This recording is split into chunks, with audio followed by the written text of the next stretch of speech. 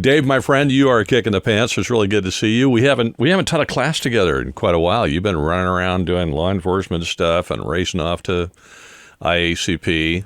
I'm sorry, if you're watching this, IACP is the International Association of Chiefs of Police. Both of Dave and I are members of that. I never go, but Dave goes. So Dave's got a great shirt. We're going to talk about we're not going to talk about the election. Who you vote for is up to you. Do what you do. I know who I'm voting for, and if you watch my show, you already know who I voted for, okay? I'll just tell you, I did not vote for Kamala, and so now you can assume that I voted for the guy with the orange hair, orange face, or whatever. Okay, so now, having said that, we get a lot of this stuff all the time on social media, and Dave, I know you see it too. It's, so I just want to start off with this, okay?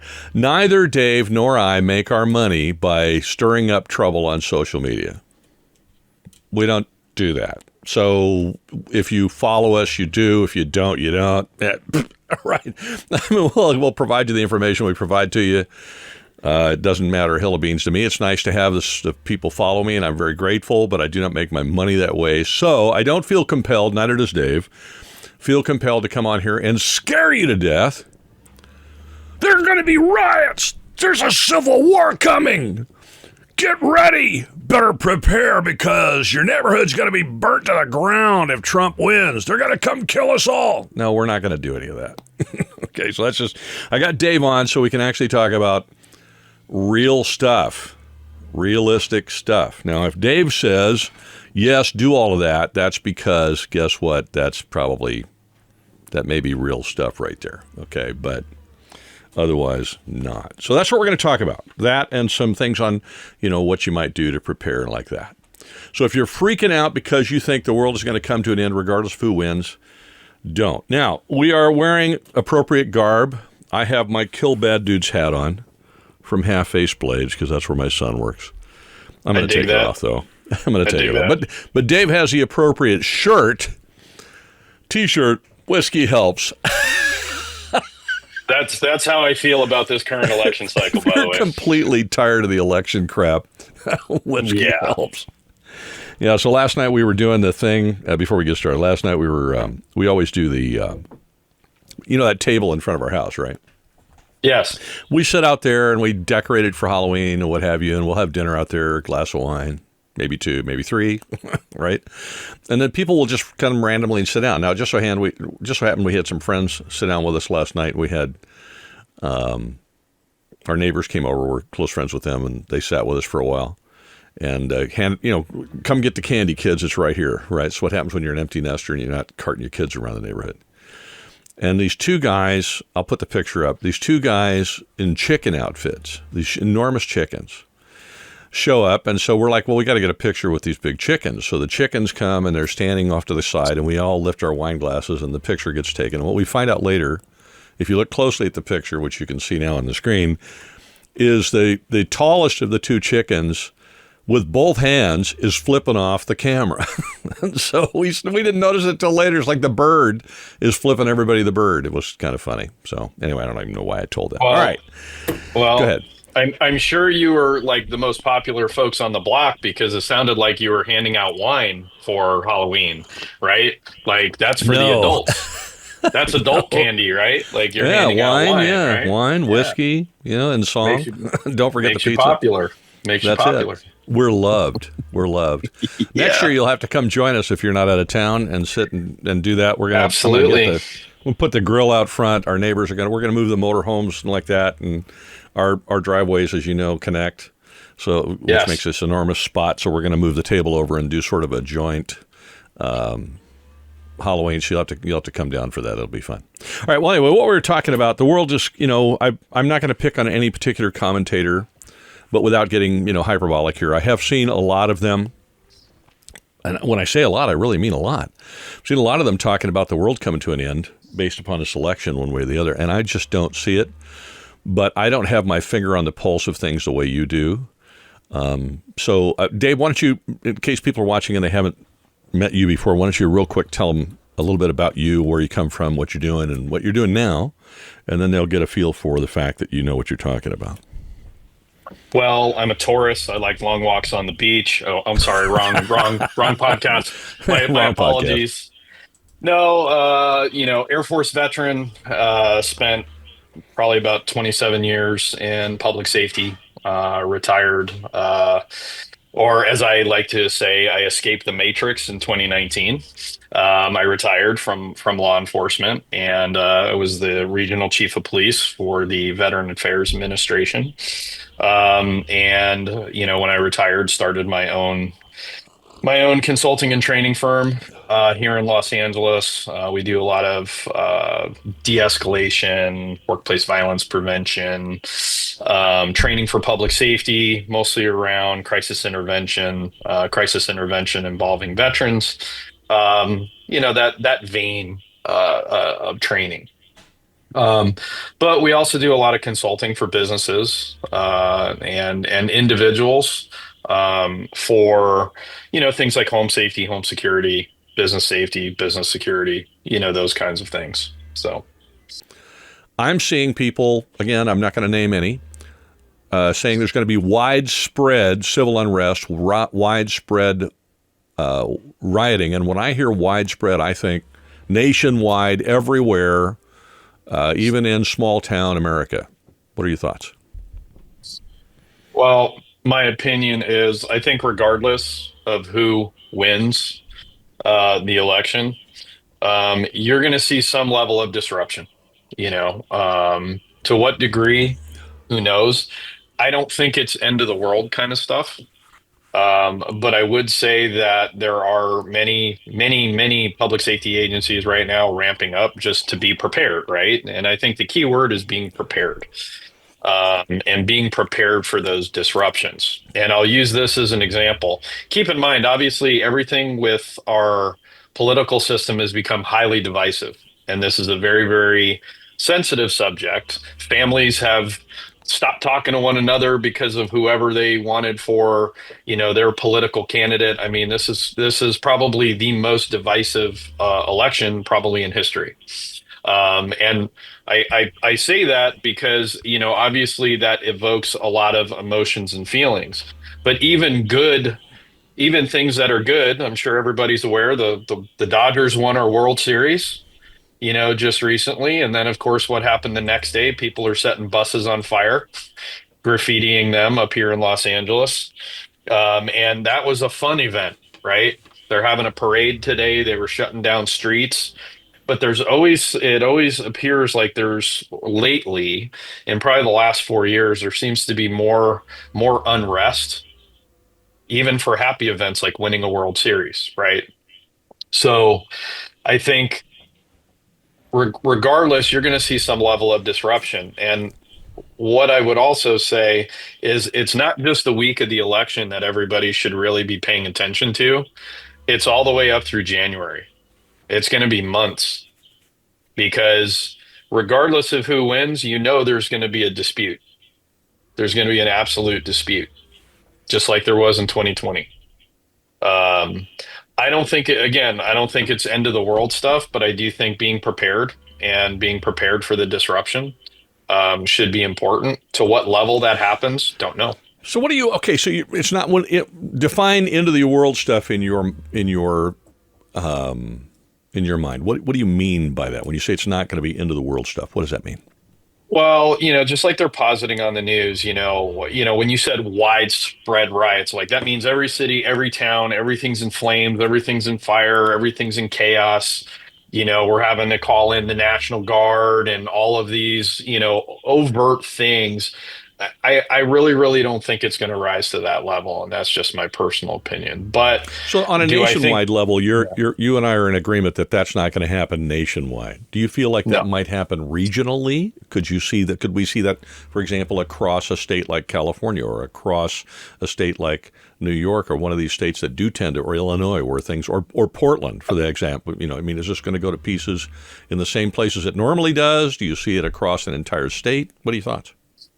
I think in larger cities, that tend to be strongholds for one party or another. I think that's where you're going to see things because that's where you typically see things. I think you'll definitely see stuff in Washington, D.C. um, Yeah, I suspect you'll um, definitely see things yeah, in Portland. You'll see things in L.A. I don't know if we'll see much in San Diego. We typically don't. It's possible. I think the Bay Area as well. Bay Area, You'll see some yeah. stuff up there. But if you're in Um, Sholo, Arizona, close to our place up there in the mountains, that ain't going to happen. You're just not going to see it up there. I mean, it's a small town. You're not going to. I don't think you're going to see it in Prescott or Prescott Valley. I no. don't think you're going to see it in Central Valley, California, in the Farm Belt. I just don't. No. I don't either. I just don't see that happening. And I know a lot of, there's been a big push to have a lot of law enforcement agencies working kind of closely with election officials, kind of giving them safety and security because I'm sure you've seen reports, over the last few months where election officials are getting threatened. That type of behavior, you'll see those kind of things. To what degree is it's probably be to the degree it is now. It's happening. I just saw a story recently. A ballot box was set on fire. So I think you're going to see stuff like that happen. But I think it'll be in more of the larger cities, So places where let's you talk about larger typically cities. see Then. that kind of where you Are we typically talking see about? those kind of things. I'm sorry, I interrupted. I apologize. Are we talking Oh, you're about in good. We talking about in the burbs, or are we talking about in the urban centers? So, for I would example, say, I mean, you're in a serious burb out there, and you're way out, it ain't happening where you're at out there in Elsinore. But if you're in we talk about Los Angeles. The Los Angeles Metro includes Orange County. It includes Riverside, or not Riverside so much. It includes things like Anaheim and Long Beach and Seal Beach and all these other and West Covina and Azusa and like that. Those are all burbs, for lack of a better term. Do you think this extends out to the burbs, or is it mostly going to be in the major metropolitan, or in the urban center, like the downtown area? It's going to be in down. I would presume it's going to be in downtown city center type of locations. Um, but as we also saw from some of the riots in 2020, we also saw some of that going into the burbs. But that was for a different reason, right? So but I think it'll be in mostly urban, city centers, protesting government locations, voting areas, that kind of stuff. So not so much in residential areas, you think? I mean, a lot of this stuff previously didn't seem to move into residential areas. It did a little bit, but not nearly as much as I think people are afraid now.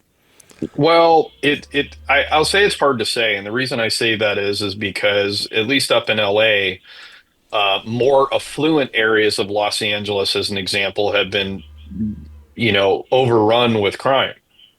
Areas traditionally that in the past have never been hit with crime, places like Brentwood and Santa Monica and some of these other areas that tend to be a little bit more Beverly Hills, affluent. for that matter, right? I mean, I remember when Yep. Beverly Hills was the highest paid PD anywhere, it seemed like, and now they're struggling up there. But all of those places are having problems because that's where people realize, like, hey, that's, unfortunately, that's if there's more affluence there's going to be more things to steal and that kind of stuff, or break into people's homes. There's been a lot of home invasions. There's been a lot of follow home robberies, a lot of those kinds of things. So I think from a crime perspective, you're starting to see that move into those traditional places where you didn't see that in the past as much. Let's just put it that way. What are your thoughts on what people should do if they, I mean, truthfully, I think if you're living in an area where that has never happened before, it's probably not gonna. And so I don't know that, locking your doors and hiding in the middle of your house and being afraid to say hello to your neighbors. And I think being terrified, climbing in your bunker, I think that's a bit over the top. I don't know what your thoughts are, but if you're in an urban center where this has happened before, and you live there, what should people be thinking about? Or for that matter, they're in a burb where they're concerned legitimately that this could kind of migrate over into their neighborhood. What should people do to be prepared for the eventuality that this could occur because they happen to be in a major metro like LA or whatever? Well, I think first and foremost, staying informed and gathering as much information as possible. You know, part of the challenge of that though is making sure that you're trusting but verifying the information, because we all know that in the past there's been misinformation, disinformation. We have some of our media outlets that tend to provide sometimes more of opinions rather than facts. And in this time, we need to focus more on facts and paying attention to those kinds of things. Also, using applications like Citizen as an example, that provide updates of unrest or those kind of things, or things that could be happening in your immediate area. And not freaking out, staying calm, number one, but being informed. Listening to the news, listening to the news channels. A lot of times you can kind of decipher what's fact and what's opinion. But I think, trusting in or verifying, trust but verify all the information that you get. What's going on with law enforcement right now? So let's say let's go on the dark. We're moving to the dark side, bro. Let's go on the dark side here. Okay, I tend to try to stay over here on the, with the Jedi and not so much with the Sith, Sure. but that's okay. Of We're going to course. go over to the dark Of course. side here. Of course. Let's assume that you and I are completely off our rocker, that we've missed a point entirely, and that the whole thing is going to pot, regardless of who gets elected. Is there enough law enforcement to help people? If they call 911, are the cops going to show up in places like California, or are they going to be put on hold or wait forever or whatever? I'll put it like this, given we know that this is already a contentious election, and we already know that, and the other thing we know is there are bad actors out there. There are people that are going to your point earlier, stir the pot, regardless of what happens, because that's the kind of people they are. So that being said, law enforcement, especially here in California, most agencies have, mutual aid agreements and things like that. And, even though a lot of agencies are short, they're going to pool all of their resources. So there will be enough law enforcement to address a lot of these issues. And, agencies have been training for this for a long time. They've been doing a lot of civil disturbance training and that kind of stuff to make sure that they're ready and prepped, for the potential, in order to kind of restore things back to order. And I'm sure there's been some discussions at even higher levels regarding, hey, what if we have to call in the National Guard, those kind of things. Really, it's all in an air of preparedness, right? It's all just making sure that if something does happen, those resources will already be ready to go in a situation like that. So agencies regularly train, especially here in California. I would argue agencies regularly train because we regularly have protests. We regularly have large scale disturbances. So we train for these kind of things out here. But then we also have enemies in the world: China, Iran, Russia, who are our enemies. It'd be nice if we could work with them, but they're enemies. Does law enforcement consider these? I mean, do they think about this stuff? The fact that there might be either domestic or international bad actors creating these AstroTurf type of civil unrest events? Yeah, I think our federal law enforcement, the DHS, FBI, they're keeping an eye on these things for the most part, in terms of, especially election interference, disinformation on social media, that kind of stuff. Obviously, they're going to keep an eye on, transnational terrorism and, those topical areas. I mean, we could do a deep dive into each one of those things. But I know we're just talking in generalities right now. I mean, they're just keeping an eye on that stuff. But also, the other part of it is, at least from my view, is that while we're over here infighting with one another, our enemies are watching. Our enemies are keeping an eye on what's going on here. Because while we're engaged with fighting with one another, we're not keep in some cases as a nation, we're not keeping our eye on the ball. As far as kind of what you were suggesting, like people coming to this country and those kind of things. Now, yeah, I know that kind of contradicts a little bit what I just said in terms of DHS and FBI are keeping an eye on things. But with all the infighting, as a nation, we're not really paying attention to what's going on over here. We're only focused on what's happening here, and who's right or who's not right, and all that kind of stuff. So, I think our intelligence agencies are keeping an eye on this stuff, but I'm just saying I don't think the general public is paying attention to that kind of stuff. I think our intelligence agencies and our Homeland Security and everybody else, they're keeping a watchful eye. But I think we're not even thinking about that because we're so inward focused right now, because of the election. We collectively are not paying attention to that stuff. I don't see a lot of trust by the American people of the FBI and DHS anymore. And I think that's to our detriment as a country, but at the same time, I think they've earned the distrust by some of the things that they've done. But my hope is that they're doing exactly what you're talking about. It brings up an interesting question, though. We've had so many people come across the border illegally because it's been left open. A lot of these folks are military-age males, and I don't think you have to be. The problem right now with conspiracy theories, Dave, is they're all coming true. I'm running out of conspiracy theories. I feel like I got to make up another one. Okay, but let's think about this. I mean, if you got these guys coming across the border, how many of them are folks just trying to find a better life? And I think that's a lot of them.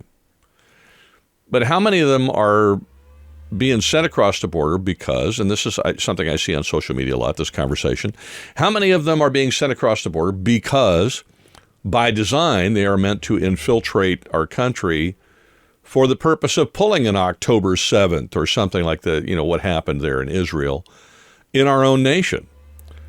Am I completely off base even being concerned about that? Is that a legit concern? Is that something law enforcement is concerned about in this country?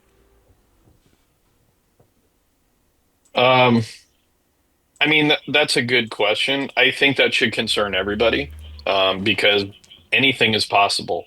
Um, but I would agree with you. I think there's a lot of people that have come across the border that, yeah, they're looking for a better life, and there have been some families. It's not entirely military age males, but it is a concern.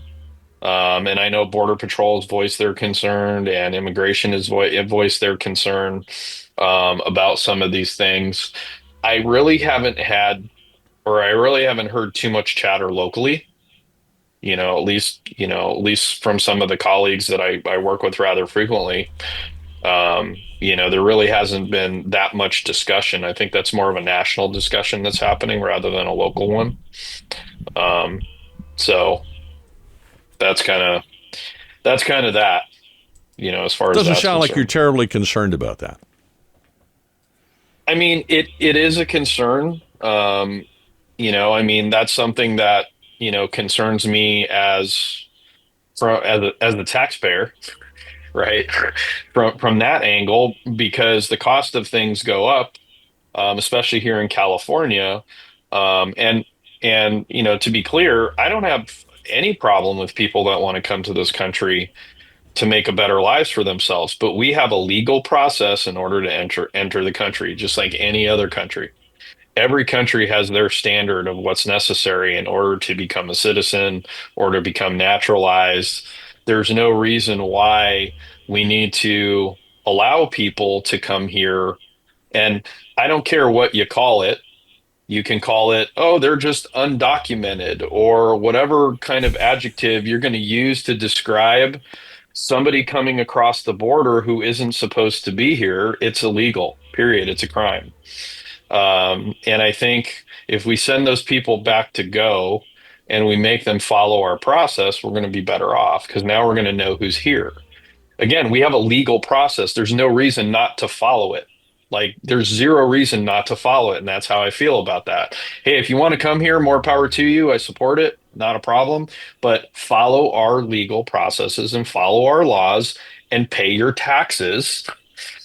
That's important to add to the economy. That's a better thing for all of us, but that's not happening.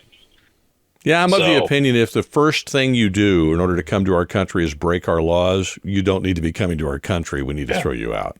I mean, you got to yeah, do it the legal way, whether you like it or not. That's the reason why we have laws, is you should obey them. All right, so agreed. I think we've come to the conclusion here a little bit that the world is probably not going to come apart. Now, if this doesn't age well because the world comes apart right after the election, you can blame Dave and you can blame me. That's fine. The Well, world would have come well, apart, so we won't really care. this, But I'm not this, seeing it.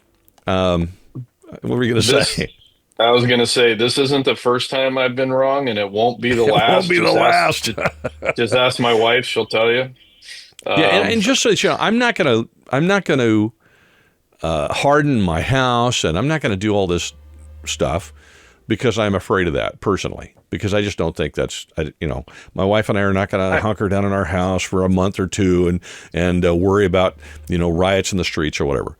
We're going to pay attention to things. I think everybody should have a go bag or some sort of yes. emergency 3-day provision bag with them everywhere they go. I've talked about mine on this channel and detailed it for you. It's probably more detailed than you really need, but everybody should have that, even in any way, because we have earthquakes. No matter where you live in the country, there's your version of the natural disasters that happen regularly. In our case, it's earthquakes and brush fires. In some parts of the country, it's tornadoes and others hurricanes. And, we have these very different things. So you always want to have those basic provisions for 3 or 4 days and have that with you everywhere you go. I call it a go everywhere bag. And I take it everywhere because if I don't take it everywhere, I can't justifiably call it a go everywhere bag. And if you want to know more about that, you can look on the channel. You'll find videos on that, just to give you some ideas. If you really want to get into that a little bit more, I would say you can go over to Paul Harrell's channel. Unfortunately, Paul is no longer with us, but his videos are still there. He and his brother did a series on this, which was excellent. If you want to know how to put those together, I think you should always have that. If you have the legal ability to be armed when you go places, you should always be armed when you go places, because no matter how hard you try to avoid trouble, sometimes it'll find you even when you were going out of your way not to find it. And so being armed in some way, whether that's carrying a firearm or a knife or pepper spray or whatever, I generally carry a firearm, a knife, and pepper spray because I don't want to have just one option. But that's just me. I know Dave is kind of the same way.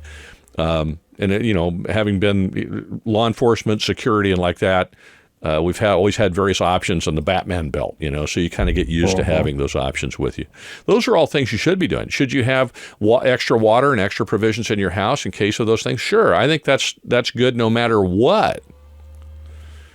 I think the over-the-top Civil War talk and the over-the-top the world is coming to an end talk is just that. It's over the top. That's my opinion. Yeah, I tend to agree, and you're making a valid point. Just being prepared for emergencies, and most of those emergencies are either medical emergencies or natural disasters or fires or stuff like that. So having a first aid kit, having water, having enough food, and you've heard me say this before. In a major disaster like a major earthquake, that could hit California, they keep saying the big one's coming. Eventually it might. But being prepared to be on your own for 72 to 96 hours minimum. Well, and then you learn a little bit as you talk to other people who've lived through some of those things. For example, and my bag's over there, so I can't go get it, but I have a cold steel kukri that my dad gave me when he passed away. Bought them when they first came out. It's really good steel, and I keep it in my bag on the side of my bag. And people have asked me about that. How come you got a machete in your bag? Well, it's not a machete. I guess you could call it a bolo if you wanted to get into the Filipino martial arts stuff. It's a breaching tool. And the reason I put it in there is because one of my students told me this story that he lived through the Northridge earthquake, and he was at work. And when the building took a hit, the door to his office, because the frame tilted, he could not open the door to get out. And he was stuck in there until firefighters came and broke down the door and got him out. And I thought, you know, you and I could be in the classroom teaching, and that happens, and none of us can get out the hatch. So I thought, well, I'm going to put a breaching tool in there because I know I can easily cut a hole through that sheetrock, and in between the studs we can shinny through and we can get out, you know. But you got to get a way to get out. So what's it for? Is it for me to get in a fight with a? No, I have a gun for that. I'm not going to get out of a machete and start swinging it. Those days are gone, babe. I'm too old for that, and I don't know what I'm doing. But no, I mean, it's good. So you start, what ends up happening, though, is I'll tell you, once you get your go bag, you end up adding this and adding that and adding this. The next thing, it weighs more than you do, so you got to be a little careful about that. But that is one thing I put in it because I'm at the classroom. We're on the 8th floor. And if an earthquake hits, I might need a breaching tool to get myself and my students and whoever else is on the floor out of there. And so I put it in there. I'm sorry, I'm talking more than you are, Dave. But I think the other thing is, look, I live in San Diego County.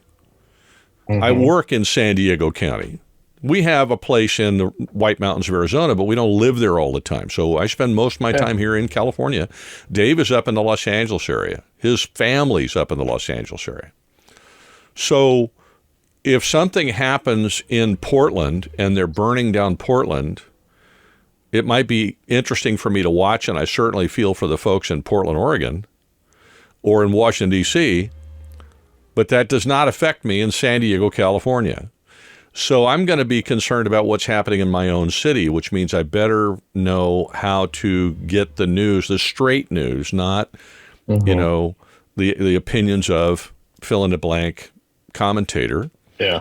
And I will pick on a couple of them, not because I'm picking on them, but just people that you know, right? I'm just mentioning people that, particularly if you're on the conservative side, everybody knows who Alex Jones is. Everybody knows who Glenn Beck is. Everybody knows who Tucker Carlson is. Everybody knows who, and then on the, you know, Megyn Kelly. And so, or you get on the other side, everybody knows who Don Lemon is. Everybody knows who, you know, these folks, and you can get in the habit of watching them, and they make a living, all of them, based upon how many eyeballs they get on their content. Now, I'm not accusing any of those specific people of being over the top. I'm just saying that that's how they make a living.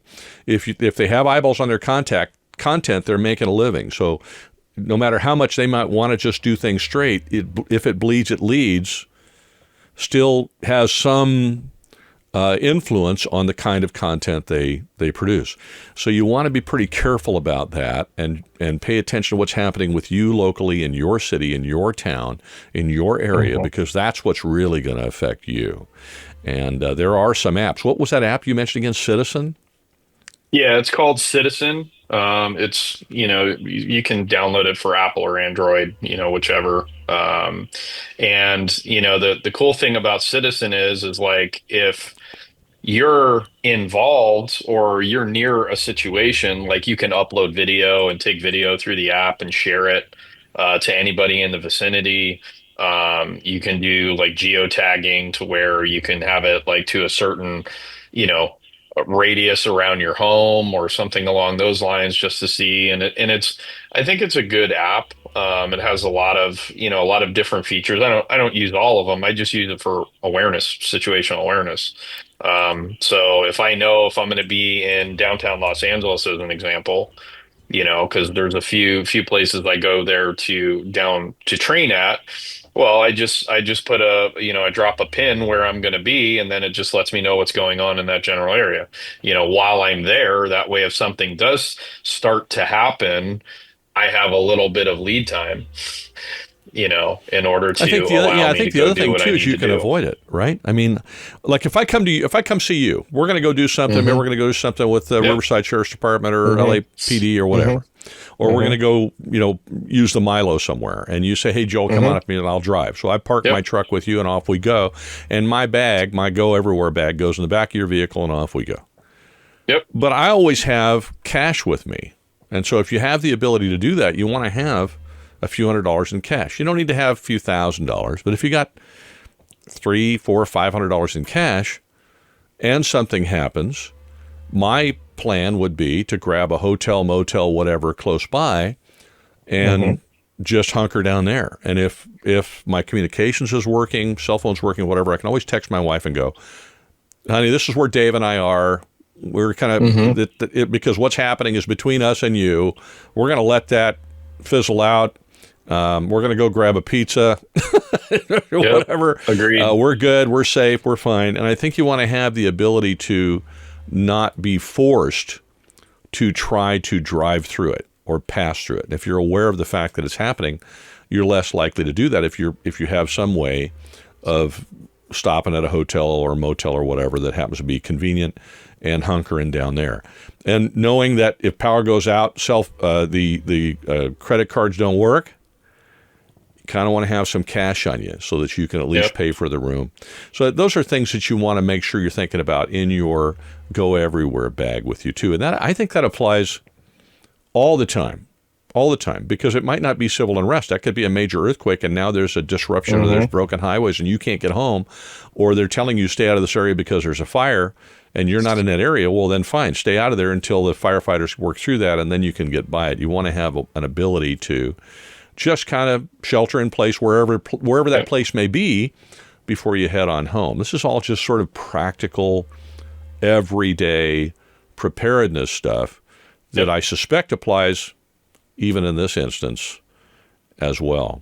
Let's go on to something else, which is you're a business owner and you have a store, retail outlet, or maybe you have an office or location, and you're in an urban center. You're downtown LA where this stuff has happened in the past, or you're in Brentwood or you're in one of these places where people have done the snatch and grab, break the windows, come into the mall, or into the Nordstroms or whatever. And you can tell I cannot think of any high-end stores, brother, because we don't frequent high-end stores. So the only one I could think of was Nordstrom's. Sorry. But whatever it is. So you're one of these stores, or you're a smaller boutique type of store or whatever. What steps should you be taking in advance of this, knowing that this is probably going to start right around Election Day if it's going to happen, and the chance of it happening then continues as the court battles and the public back and forth amongst the candidates and their surrogates is going to go on for, as you said, at least through Inauguration Day, and I would say probably beyond that for a while. Yeah. What do you do as a business to be able to protect yourself, protect your employees, protect your business, and at the same time just be able to stay in business? Well, I think first and foremost, reviewing, your security procedures, your physical security measures, like whether you have access control or cameras or, whatever you happen to have at your location, make sure they're all functioning and working. Your alarm systems, especially if you're a business that, has specific hours that you're open, especially if you're like a brick and mortar kind of business, making sure your staff is prepared, for any eventual incident. Like, hey, if we start to see there's having problems, hey, we're going to close up shop for the day. We'll make sure we communicate with our customer base to let them know that our hours are going to be altered because there's a civil disturbance in this urban area. The other thing too is your supply chain. So if you rely on a supply chain, as an example, for products or services or whatever you provide to your customers, making sure that you have maybe multiple supply chains because one might get disrupted, right? And making sure that you have, those necessary things in order for your business to sell whatever it is that you sell. Being flexible, with your employees, their hours, because if there is a disturbance, sometimes your employees might not be able to make it to the location, right?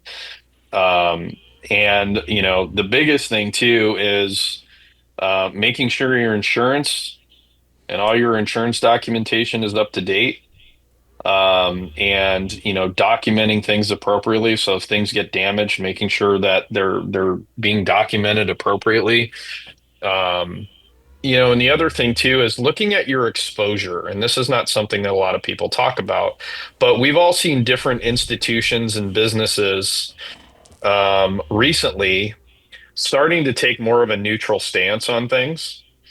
So, as a business, what's your exposure? Because we all saw what happened to some of these universities where they sort of took a stance on things. And now a lot of these higher education like Harvard and Yale and a few of these other schools especially as it was relating to, the war in Israel right now. Um, a lot of them have started to implement neutrality policies where they're not going to take a side, and quite frankly, they probably shouldn't be. Businesses, unless your business has a direct connection to politics, you probably shouldn't be taking a stance. I think I don't think it's necessary for businesses to come out and say XYZ, because that's not really your function. That's again Dave's opinion, but there are some organizations out there that will say they support one ideology or another. But I think the things that I just said, making sure your physical security is up to date, making sure your policies and procedures for your employees reflect what they should do in an emergency, and maybe run some drills to make sure they're ready. Like, hey, if we got to shut the store really fast, here's how we're going to do it, like stuff like that, making sure that you have things prepped and ready. The other thing you mentioned, your go bag. Well, what's interesting is a lot of people have go bags at home in case something happens at home, but they have nothing at work. They just come to work and, with whatever they have. So making sure that if you have a go bag, you should carry it with you wherever, have it in your car or a place where you can utilize it, because there could be a situation, especially in a natural disaster, where you might get stuck at work. And what are you going to do? So you should have food, water, all of Yeah. those kinds of things. So that's just kind of my 2 cents. So whatever you can do with your small business to stay in business and prepare for those things from a supply chain position, but also the day-to-day operation of your business, is something that you want to sit down and just with a piece of paper maybe and have a conversation with the folks you work with and try to figure out what holes you can plug ahead of time. That's a good policy regardless. It's certainly a good policy now, since we know that in just a few days we're going to have the most contentious election in the history of our country, or at least in my 66 years of life. And there's a possibility that we're going to have disruptions in the middle there. So I think that's something that you want to definitely work at. And that's something that, honestly, I got advice. This is advice I got from Dave that my wife and I have followed up on. I never really thought about it until he was doing what he was doing for our church. So it's good advice to follow. And what's interesting, what's interesting is you said, wow, a lot of small businesses aren't able. Well, it's actually free to look at your essential functions of your business. The essential functions of your business. How does your business do what it does?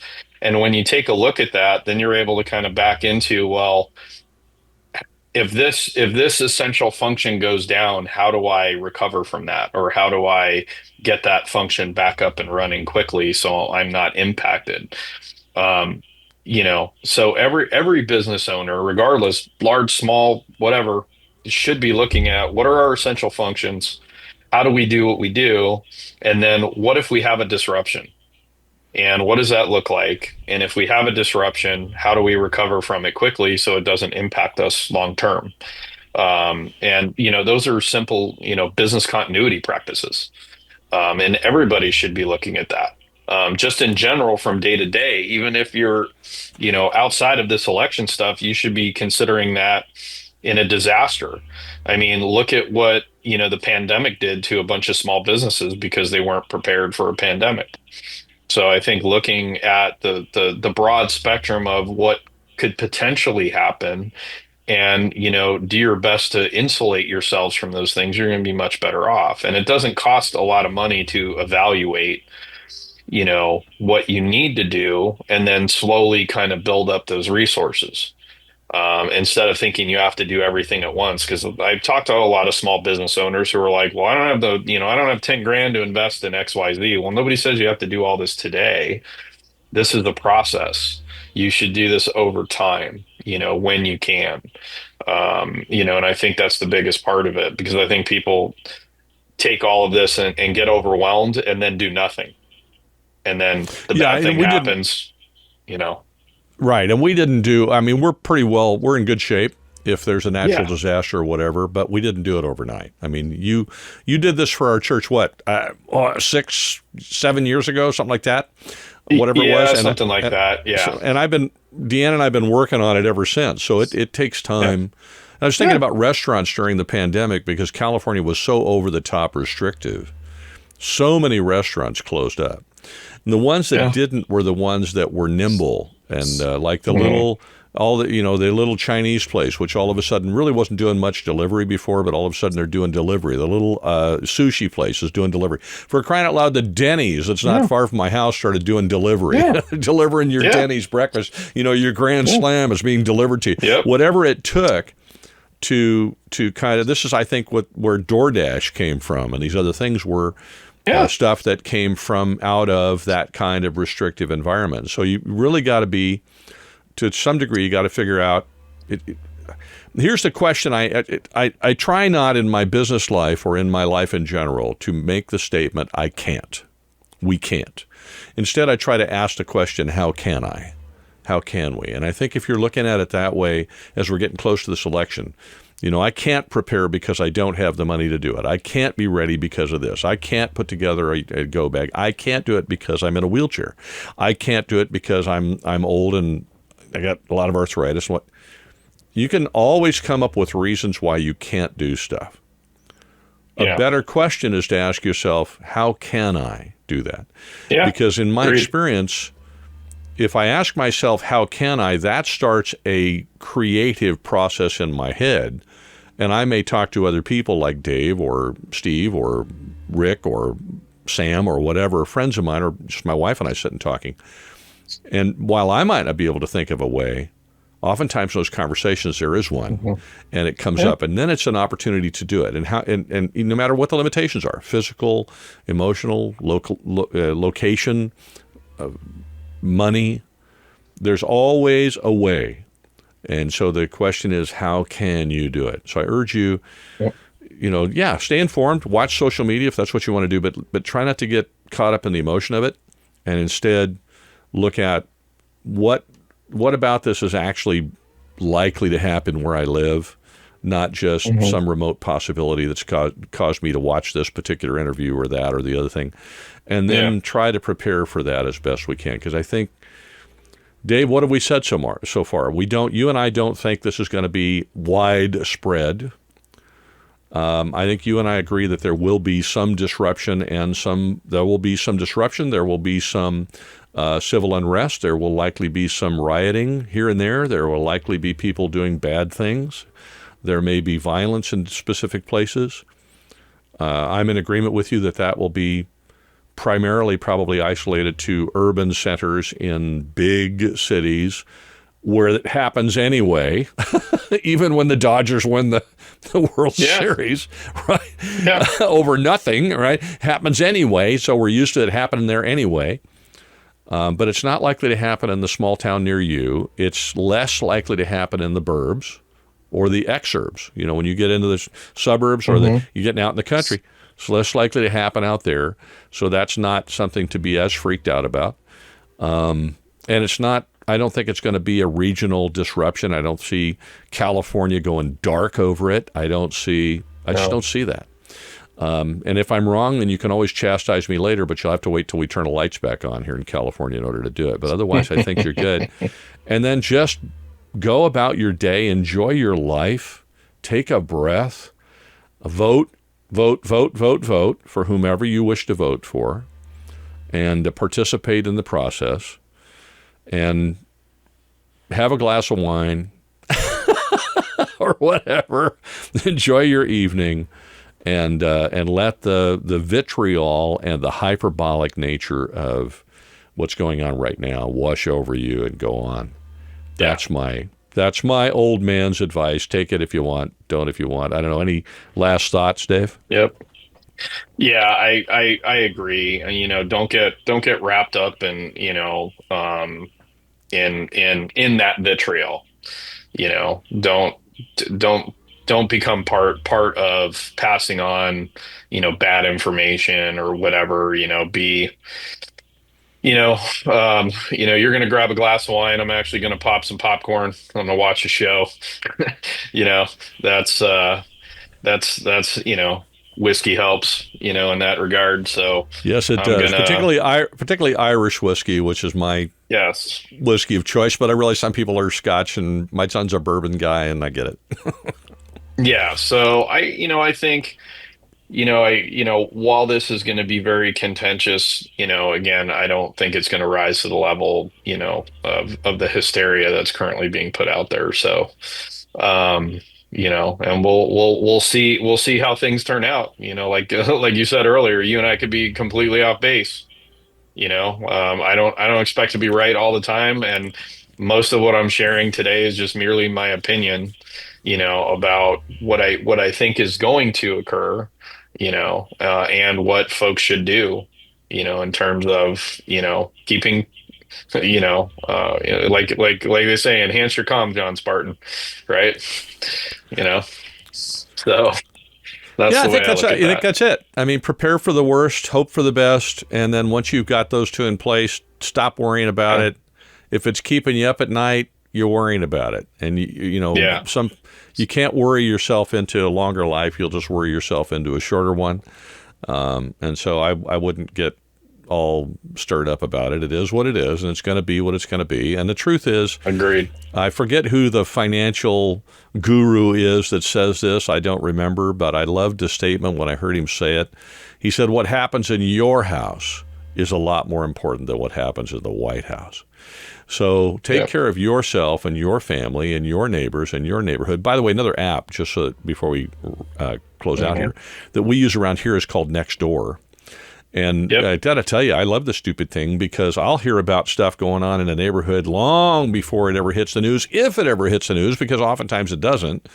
Somebody will say that this happened or that happened. And, you get a lot of stuff in there. I lost my cat, or whatever. But at the same time, somebody's stealing packages off the porch. You may not hear about that on the news, but it's on Nextdoor like 3 minutes after it happened.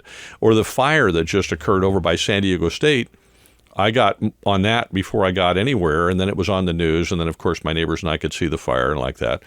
But by the time it was on the news, I already pretty much knew what was going on because of that app.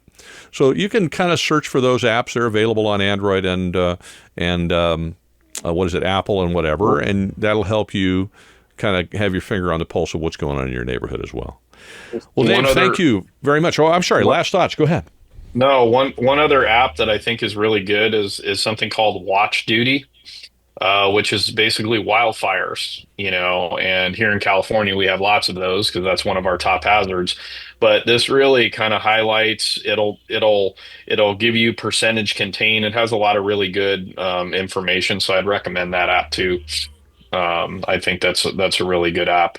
And it's not just here in California, it's kind of everywhere, but good stuff. Last thing is that if you have suggestions, first of all, if you sat through this whole thing, we've been on for an hour and change here. Hmm. Wow, you're amazing. Thank you very much. I always with these kind of conversations, I always advise that if you can, you can watch them at like 1.25 speed. That'll bust through it a little quicker, so you're not having to sit through an hour and a half of it or whatever, and you'll still get the information. So that's generally what I tend to do. Or you can 1.5 if you can actually pick up the language fast enough, or if I stutter a lot, which I do. But I would say that if you have friends who are a mess because of the election and they listen to you, have them watch this because they'll perhaps get a real view of what to expect. I think the other thing too is that if you have suggestions about apps or preparedness or any of that, please put them in the comments because we're trying to help each other here, and let us know because you might tell Dave and I about something we're not even aware of, and certainly you might tell somebody who watches this something that they might not be aware of. I think if we take care of each other as Americans, then we don't have to worry about the government taking care of us. We can handle it as a community, and that's one of the wonderful things about social media, honestly. So there you are. Wherever you're watching this, whether it's on X or Rumble or YouTube, thank you very much. I do urge you to watch it on Rumble or X, and the only reason I say that is because YouTube has this nasty habit of shadow banning stuff, or they may not delete it, but they'll make it impossible to find. It's terrible that they do that, but they do, and so I'm going to call them out on it. So if you go to Rumble, they don't do that. If you go to X, they don't do that. Those might be the best places to view it. Dave, thank you very much, brother. I look forward to seeing you. Likewise, likewise. Thanks for having me on today. I super appreciate it.